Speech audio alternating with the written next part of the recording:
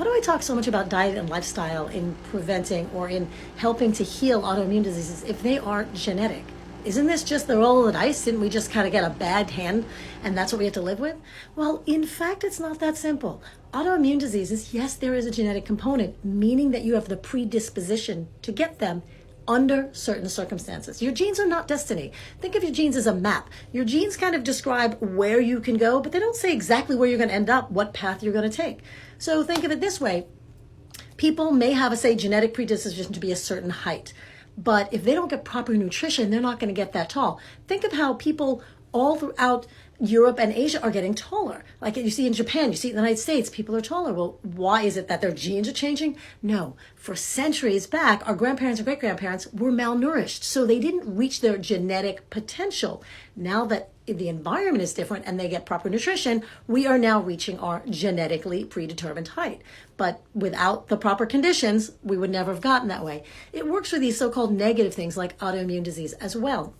Now, first, I want to be clear. To have the predisposition to autoimmunity doesn't necessarily mean your genes are broken.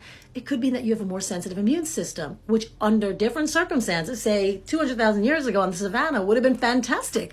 You have the sensitive immune system that would have fought off any invaders.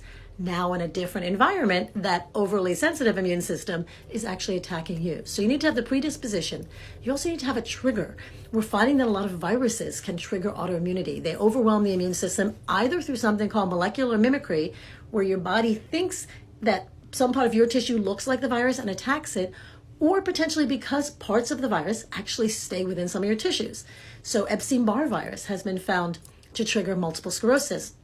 Epstein-Barr virus, enterocolitis, H. pylori infections, hepatitis C, and COVID has actually been shown that it can trigger autoimmunity. So again, you need that predisposition, you need trigger, but also you need stress or inflammation in the body, so which also overwhelms the immune system, keeps it hyped up, and keeps it attacking you.